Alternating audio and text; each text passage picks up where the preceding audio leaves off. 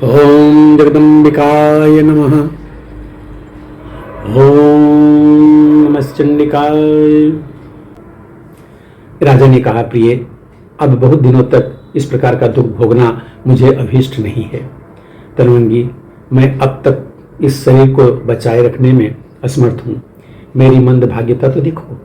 यदि मैं चंडाल से बिना आज्ञा लिए ही जलती हुई आग में बैठ जाता हूँ, तब तो दूसरे जन्म में भी मुझे इसकी नौकरी करनी पड़ेगी। मैं घोर नरक में पड़कर भयंकर दुख भोगूंगा। भीषण रौरव नरक मिलेगा। अनेक संताप सामने आ जाएंगे। वंश की वृद्धि करने वाला मेरा यह जो पुत्र था, वह भी आज बलवान दैव के प्रकोप से काल का ग्रास बन गया। पराधीन होने के कारण ऐसी दुर्दशा सामने आने पर भी मैं कैसे प्राणों का त्याग करूं? फिर भी इस असीम दुख से ऊब कर मैं अब अपना शरीर त्याग ही दूंगा। फिर जो कुछ होना है वो हो जाएगा। दुर्बल शरीर वाली प्रिय, मैं इस प्रज्वलित अग्नि में पुत्र की देह के साथ स्वयं भी कूद पड़ूंगा। इसलिए अब तुम मुझे क्षमा करना। कमललोचने, तनवंगी, पुनः कुछ भी करना तुम्हें उचित नहीं है। मन को निश्चित करके तुम मेरी बात सुन लो। शुचिस्मिते, मेरी आज्ञा के अनुसार अब तुम ब्राह्मण के घर पधारो। यदि तुमने दान, हवन और ब्राह्मणों को संतुष्ट किया है, तो उसके फलस्वरूप दूसरे लोक में अपने पुत्र के साथ तुम्हारा और मेरा समागम होगा। इस लोक में अभिलषित संगम अब कैसे हो सकता है? पवित्र मुस्कान वाली प्रिय, अब मैं इस लोक से जा रहा हूँ। अतएव एकांत में हंसी के रूप में मैंने तुमसे कभी कुछ अनुचित कह दिया हो तो उस समय उस सब बातों का ध्यान मत रखना। सुबह मैं राजा की प्रेयसी भार्या हूँ। इस प्रकार के अभिमान में आकर तुम्हें उन ब्राह्मण देवता का तिरस्कार नहीं करना चाहिए, क्योंकि स्वामी को देवता के समान समझकर उन्हें सम्यक प्रकार से संतुष्ट करना ही तुम्हारा कर्तव्य है। रानी ने कहा, राजर्षि, अब मैं भी आग की लपट में भस्म हो जाऊंगी, कारण वह दुख का भार मुझसे भी सहा नहीं जाता। भगवान, आपके साथ ही मेरी यात्रा भी निश्चित है। निसंदेह आपके साथ चलने में भी मेरा कल्याण है। मानद आपके साथ रहकर स्वर्ग और नरक सभी कुछ मैं भोग लूंगी। रानी की बात सुनकर महाराज हरिश्चंद्र ने कहा, पतिव्रते एवं मस्तु, ऐसा ही हो। सूत जी कहते हैं, तदनंतर राजा हरिश्चंद्र ने चिता तैयार की और उस पर अपने पुत्र रोहित को सुला दिया।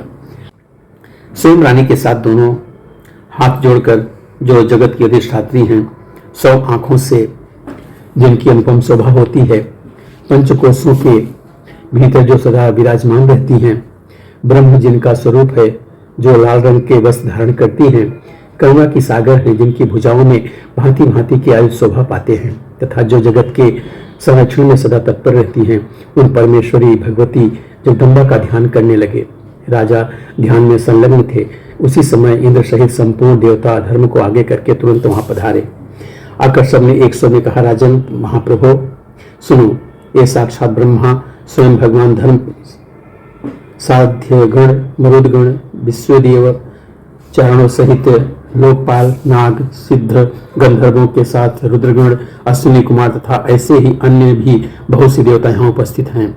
धर्मपूर्वक त्रिलोकी से मैत्री स्थापित करने की इच्छा रखने के कारण जो विश्वामित्र आप नाम से विख्यात हैं, वह मुनि भी पधारे हैं और वह तुम्हारी अभिलाषा पूर्ण करने की इच्छा प्रकट करते हैं।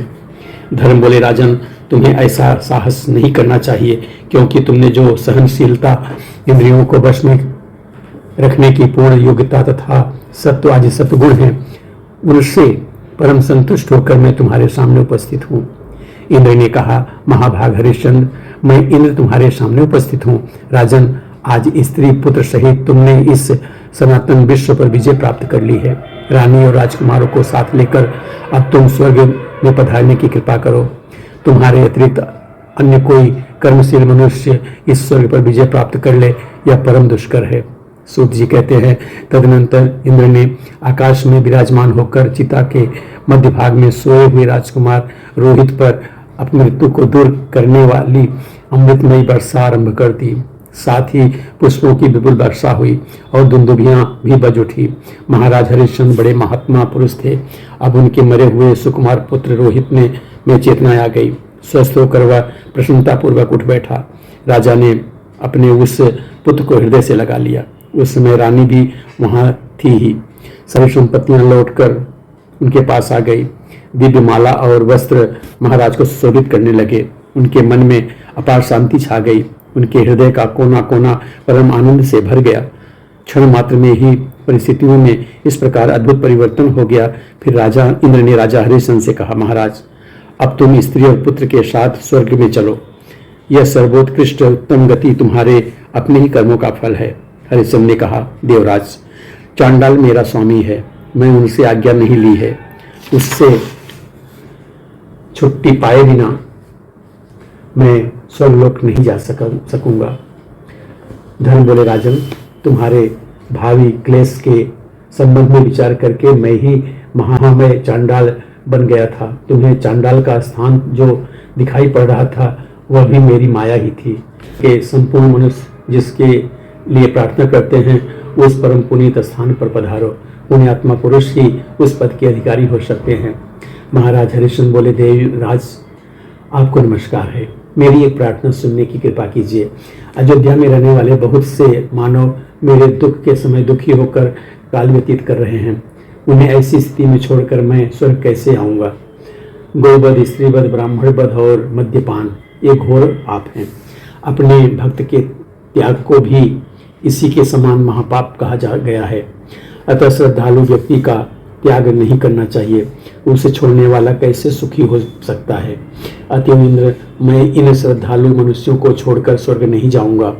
आप यहाँ से पधारने की कृपा करें। सुरेश्वर, यदि मेरे साथ ही इन सबके चलने की व्यवस्था हो तो मैं भी चला चलूँगा। स्वर्ग में जाना हो तो नरक में भी चला चलूँगा। इंद्र ने कहा, राजन अयोध्या के वे नागरिक भांति भांति के पुण्य और पाप कर चुके हैं। महिपाल, स्वर्ग सर्वसाधारण जनता के उपभोग में आ जाए ऐसी इच्छा तुम क्यों प्रकट करते हो। हरिश्चंद्र ने कहा, देवराज प्रजा ही राजा का अंग है। उसी की कृपा से राजा को राज्य भोग कर प्राप्त होता है। प्रजा की सहायता से ही बड़े बड़े यज्ञों द्वारा देवताओं की उपासना एवं कुआं, तालाब आदि धार्मिक प्रतिष्ठानों की स्थापना में राजा को सफलता मिलती है। मैं भी उन नागरिकों का बल पाकर ही संपूर्ण कार्य कर सकता हूँ। इसलिए समयानुसार भेंट देने वाले उन पूर्ववासियों को अपने स्वर्ग में लोभ से मैं नहीं छोड़ सकता। अतएव देवेश, मैंने जो कुछ भी उत्तम कार्य किया है, दान, यज्ञ, जप आदि सामान्य, क्योंकि कर्मों के प्रभाव से मुझे जो भी फल मिलने वाला है वह जिस उत्तम कार्य के फलस्वरूप बहुत दिनों तक स्वर्ग भोगने का जो मैं अधिकारी बनता जा रहा हूँ, वह सभी सुकृत बांटकर एक दिन भी उन लड़कों के साथ स्वर्ग में रहने का मुझे अवसर मिल जाए, वह आपकी कृपा पर निर्भर है। सूत जी कहते हैं, तब सबके अधिष्ठाता इंद्र ने ऐसा ही होगा कहकर राजा की प्रार्थना स्वीकार कर ली। धर्म और गाधी नंदन विश्वामित्र के मन में प्रसन्नता की सीमा नहीं रही। तदनंतर वे सभी महानुभाव अयोध्यापुरी में जो चारों वर्णों से खचाखच भरी थी पहुंच गए। जाकर देवराज इंद्र ने महाराज हरिश्चंद्र के सामने ही सबसे कहा, नागरिक जनों, तुम सब लोग परम दुर्लभ स्वर्ग में चलने के लिए शीघ्र तैयार हो जाओ। धर्म की कृपा से ही तुम सभी व्यक्तियों को ऐसा सुअवसर प्राप्त हुआ है।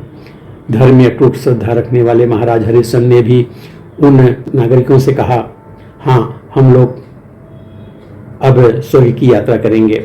सूत जी कहते हैं, देवराज इंद्र की बात सुनकर राजा हरिश्चंद्र के प्रति नागरिकों के मन में अपार प्रसन्नता उत्पन्न हुई। जो सांसारिक कार्य में विरक्त हो गए थे, वह गृहस्थी का भार अपने पुत्रों को संभाल कर स्वर्ग जाने के लिए तैयार हो गए। सबकी सवारी के लिए विमान आए हुए थे।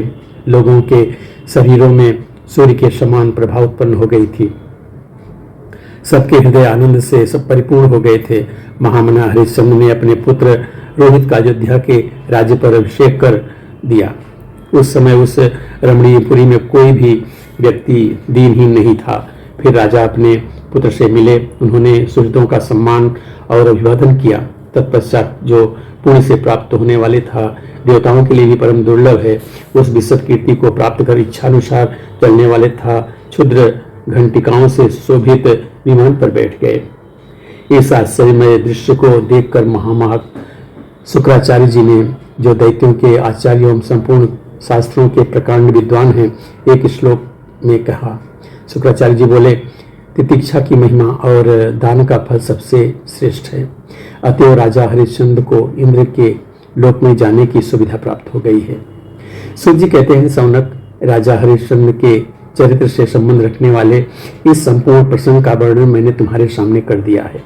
जो दुखी व्यक्ति से सुनता है वह परम सुखी हो जाता है।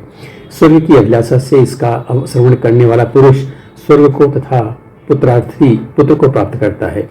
इसके प्रभाव से स्त्री की इच्छा रखने वाले स्त्री को तथा राज्य के अभिलाषी राज्य पा सकते हैं। यहाँ पर 7वें स्कंद का 27वां अध्याय पूरा होता है। बोलो सच्चे दरबार की जय।